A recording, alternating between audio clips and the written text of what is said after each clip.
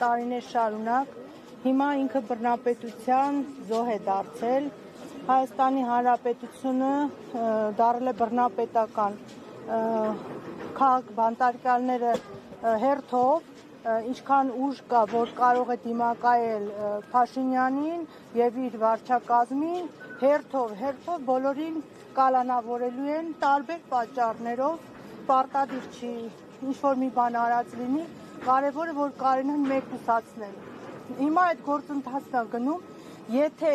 ժողովուրդը չմիավորվի, եթե ուղեղները չմիանան, հայ ազգի նվիրյալները չմիանան, հերթով բոլորին բանտարկելու են, մեկուսացնելու են, ժողովուրդը մնա առանց ղեկավարության, մնալու են Փաշինյանի հույսին։ Ինչքան շուտ է, եթե մտավորականներ կան, հայանպաստ, հայրենանպաստ, հայրենիքին նվիրված մարդիկ կան, գլուխներ կան, ուղեղներ կան, պետք է բոլորը միավորվեն։ Այսօր Դավիթ Համբարձումյանի համար ենք եկել, վաղը մյուսնա լինելու, քաղաքական բանտարկյալները շատանալու են։ Ես ընդհանրապես ստեղ ուզում կոչ անեմ, որ գիտակից մասան, ով որ զոմբի չի, հասկանա, որ Հայաստանի Հանրապետությունը վերանում է, կորցնում ենք մենք պետականությունը, դառնալու ենք թուրքերի ինչ-որ մի հատ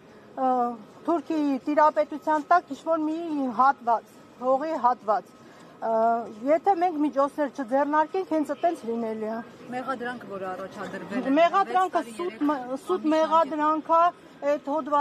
իրանց վախն է, այդ 6 տարի 3 ամիսը, դա Նիկոլ Փաշինյանի վախերն են, որ ամենաառավելագույն ժամկետն է տված, որ ինքը մեկուսացնի,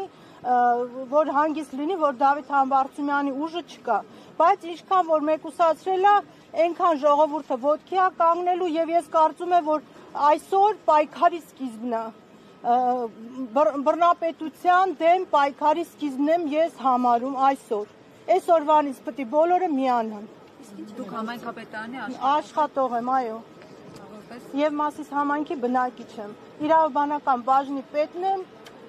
երկար ճանապարհ ունենք Համբարձումյանի հետ անցած դժվարին եւ ինքը այն մարդն է, որ պետքա լինի ազատության մեջ, որպեսզի պայքարի Հայաստանի Հանրապետության լինելու համար։ Այն տեսանյութերը, որոնք տարածել են իշխող ուժի ներկայացուցիչները, Ալեն Սիմոնյանը, Վահագն Ալեքսանյանը, կարծեմ նույն տեսանյութը տարածել էր, այդ տեսանյութերը ապացուցում են, կարծում եք,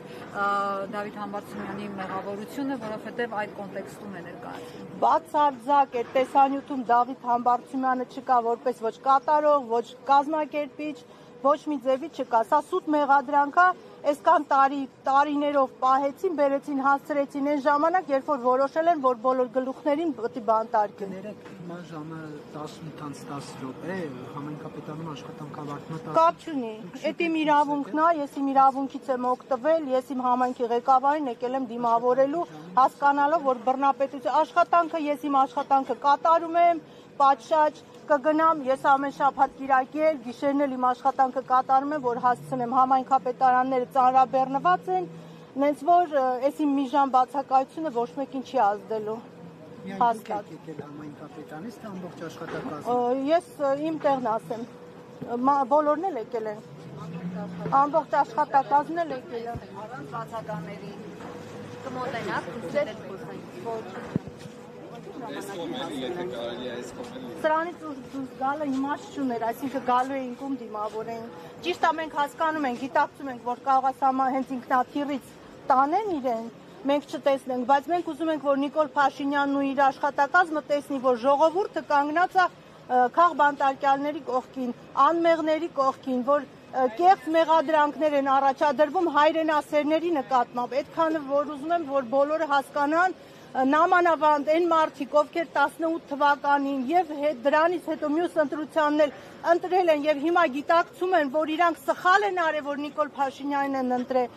առանձնապես իրանք պետք է առաջի տեղը բոլոր դրսի պայքարներին գան ներկա գտնվեն, որ ցույց տա, որ իրանք փոշմանել են, որ սա սխալ է, գնում է հայրենիքը դեպի կործանման եւ լռելը հանցագործություն է։ Այսօր մենք տեսնում ենք, որ հակասահմանադրական գործողություններ են կատարվում ամենուր այդ եկեղեցին, երբ որ սահմանադրությամբ նշված է, որ եկեղեցին անջատ է պետությունից, հիմա վարչապետը որոշել է, որ պետք է մտնի եկեղեցում կարգ ու կանոն հաստատի։ Ոնց ով է բասրա այս հարցով պատասխանատվության ենթարկելու։ Ինքը մտնում է իր լիազորությունները վերազանցում ամեն ուրեքա բացի իր գործից, որ իր գործը հայրենիքը պաշտպանելն է, ինքը ամեն ինչ արեց, որ մենք հայրենիք չունենանք։ Հայրենիքը այսօր բաժանար է, մեկը ճանապարհի անվան տակ, Արցախը նվեր տվեց, թե վաճառեց, հիմա մեզ սարքում է թուրքի բաժին։ Բոլոր հայերը պետք է գիտակցեն, որ մենք վաղը դառնալու ենք Հայաստանում փոքրամասնություն, ազգային ժողովում լինելու ենք մի ձայն։ Պետք է այդ հասկանանք։ Սենց լռելով,